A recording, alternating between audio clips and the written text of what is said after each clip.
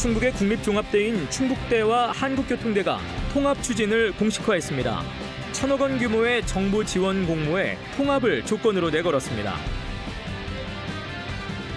충청권 4개 시도가 유치한 2027 세계 대학 경기대회 조직위 구성이 내부 갈등으로 또다시 시한을 넘겼습니다.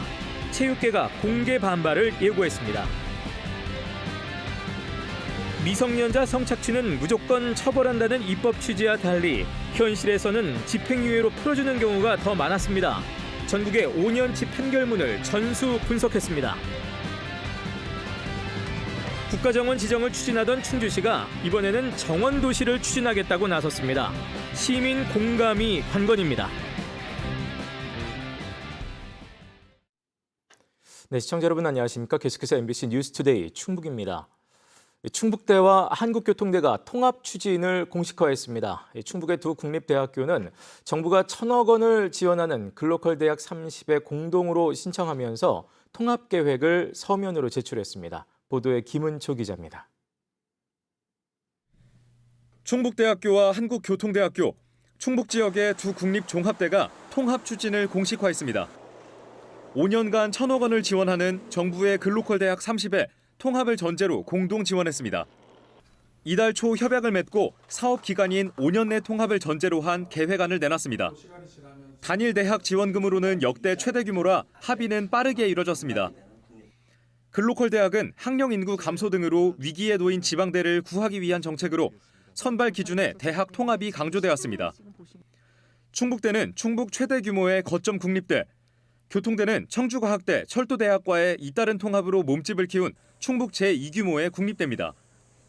2015년 교통대 증평 캠퍼스 주도의 통합 논의로 격한 감정 싸움까지 벌였던 두 대학은 생존 위기 앞에서 손을 잡게 됐습니다.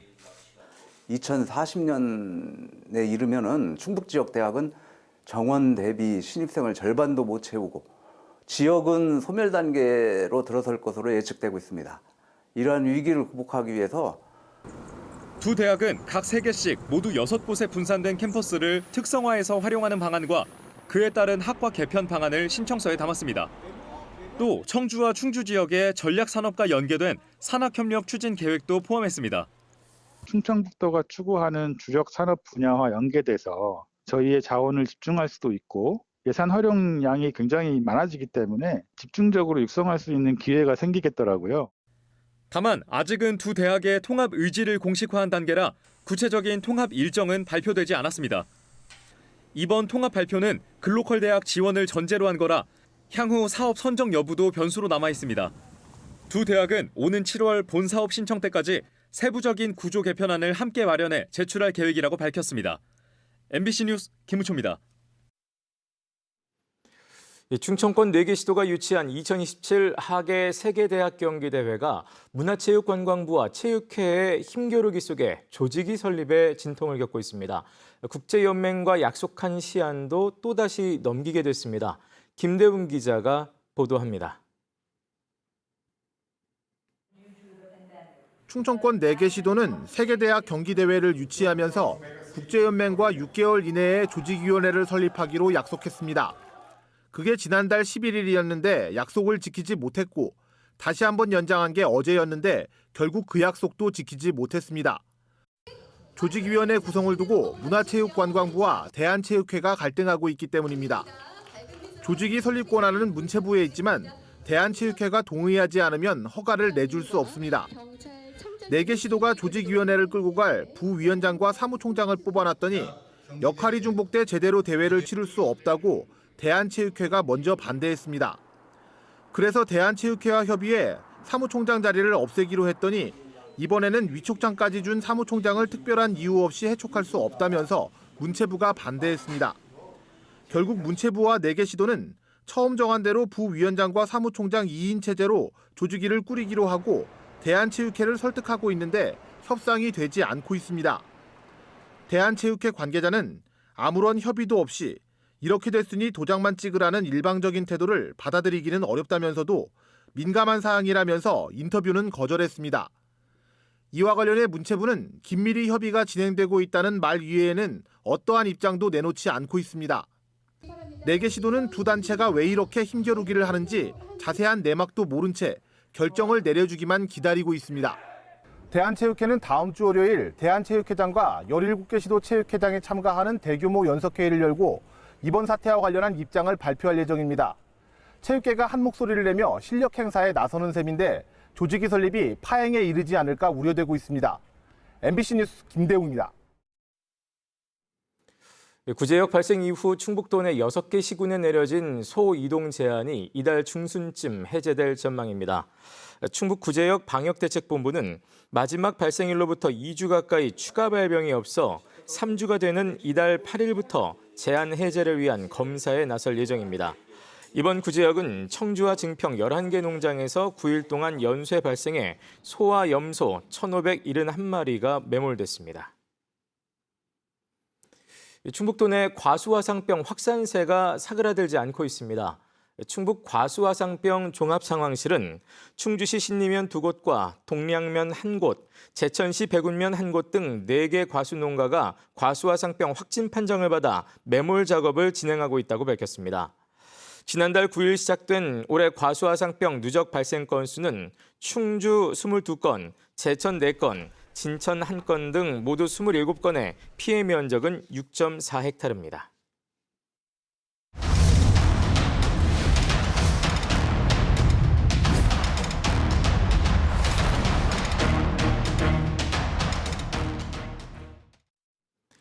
미성년자 성착취 문제를 들여다보는 기획보도 시간입니다.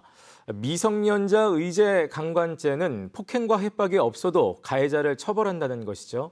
미성년자를 보호한다는 취지지만 실제 가해자들은 어떤 처벌을 받았을까요? 최근 5년 동안 전국 법원의 미성년자 의제 강간 판결문을 전수 분석했습니다. 조미애, 이채연 두 기자가 보도합니다.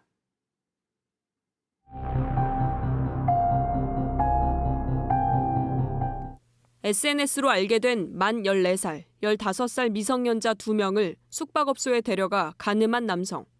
피해자들이 원치 않는데도 범행 장면을 촬영했습니다. 과거 미성년자를 2차례 간음해 기소유예 처분 전력이 있었습니다. 피해자 중 한 명에겐 용서도 받지 못했습니다. 그런데도 징역 3년에 집행유예 4년을 선고받고 감옥행을 면했습니다. 반복적으로 미성년자를 성착취했는데도 집행유예로 풀려나는 경우는 한둘이 아닙니다. 15살 미성년자를 5차례 간음한 남성도 과거 성범죄로 2차례나 벌금형을 선고받았지만 집행유예로 풀려났습니다.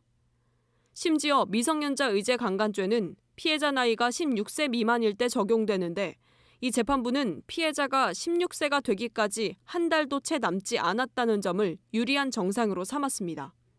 이제 모든 걸 반성하고 이제 교화가 됐으면 상관이 없는데 또 저질렀잖아요. 그럼 오히려 상습성을 의심해봐야 되는 상황인데 그럼에도 불구하고 집행유예를 한다는 것은 예방 효과가 전혀 없다고 생각을 하거든요. 5차례에 걸쳐 13살 소녀를 간음한 남성.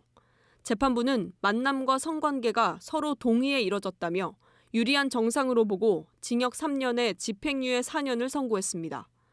오히려 피해자가 만남에 적극적이었다. 자발적으로 성관계에 응했다. 피해자가 호감이 있었다 등 피해자가 성관계에 동의했다는 건 판결문에 단골로 등장하는 유리한 정상입니다.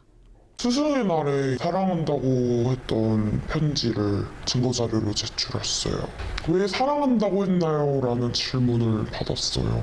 가스라이팅을 하고 그런 점이 부각이 되어야 하는데 사랑했다고 하면 동의한 것이라고 치부를 하거든요.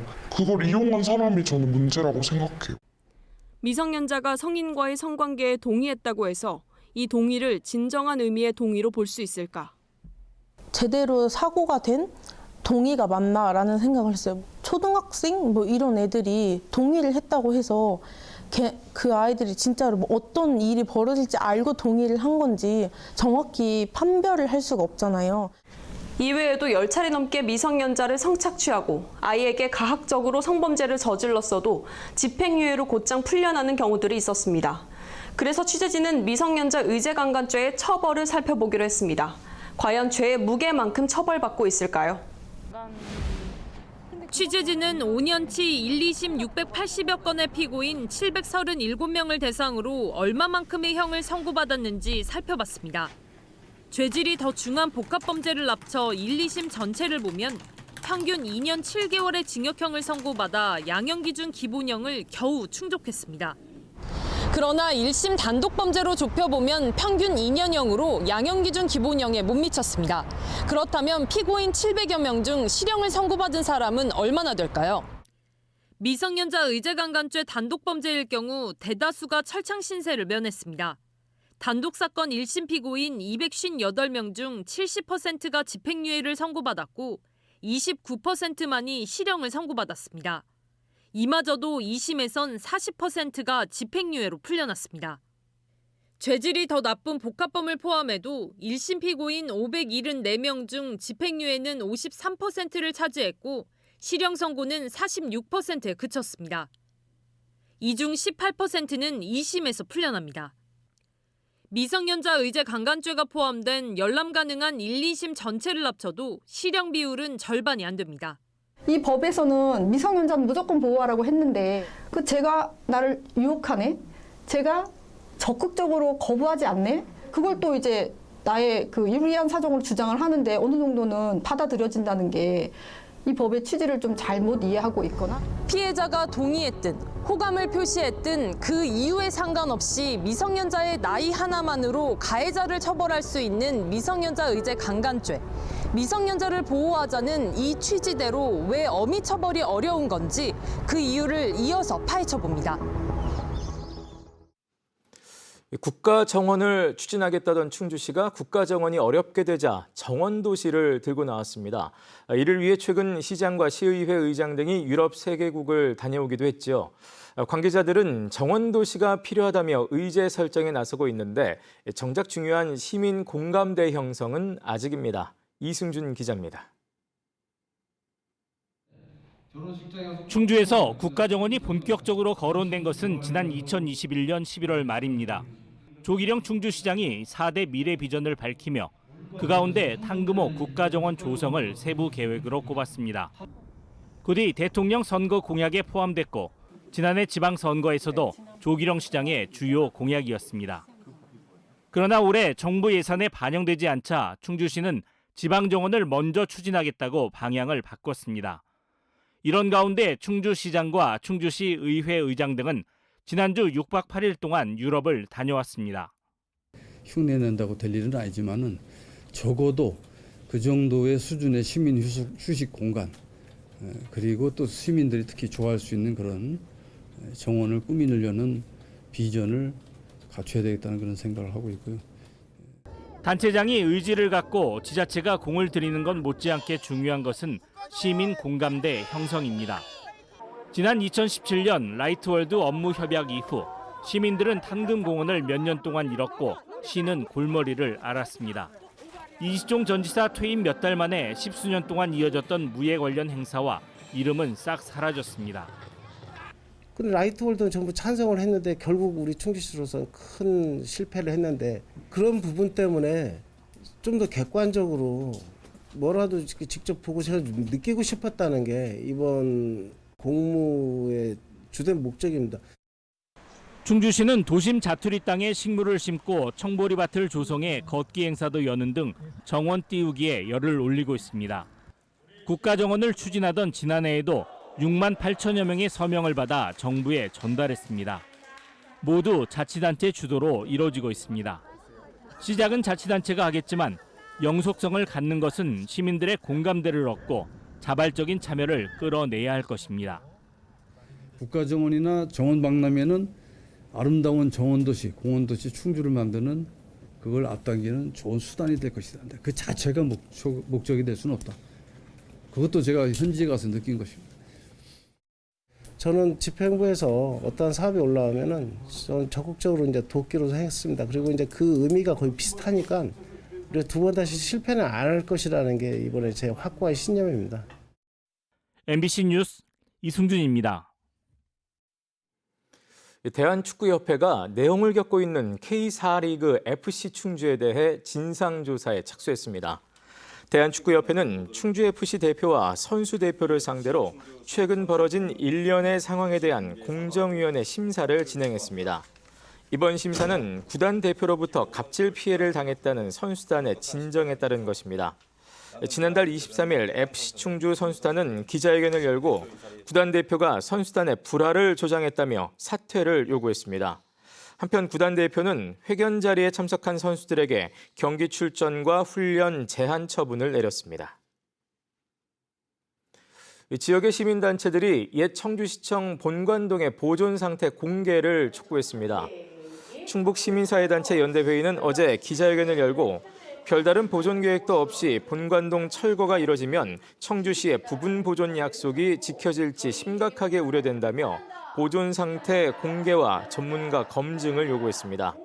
이에 대해 청주시는 보존을 약속했던 건물 일부는 안전하게 보관 중이라면서 어떤 방식으로 보존할지는 신청사 설계 재공모 과정에서 결정될 것이라고 설명했습니다.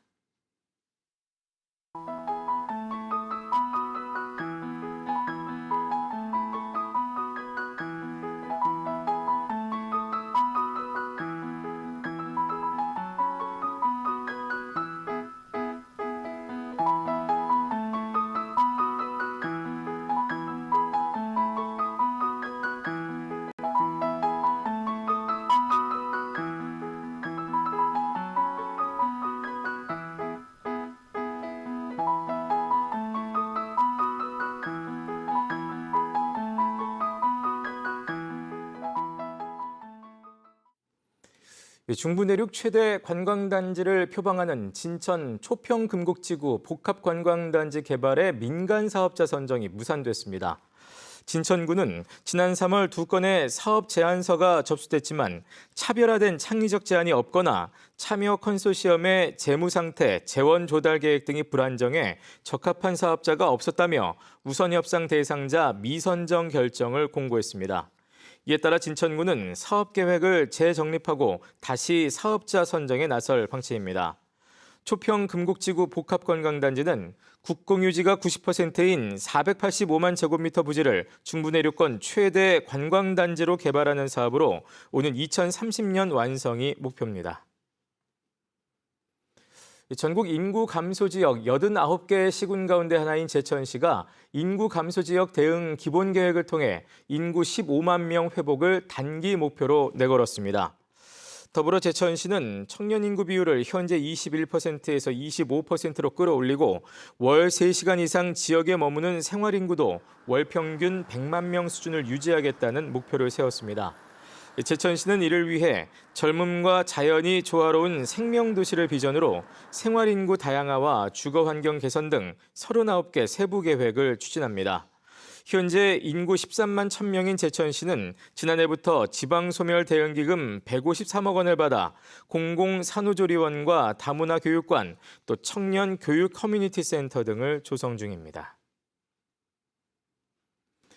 보훈군이 지역화폐인 결초보훈 상품권의 구매 한도를 월 30만 원에서 50만 원으로 늘립니다. 할인율은 기존과 같은 10%입니다. 한편 전액 충전이 가능한 카드 상품권과 달리 종이 상품권은 월 15만 원까지만 구입할 수 있습니다.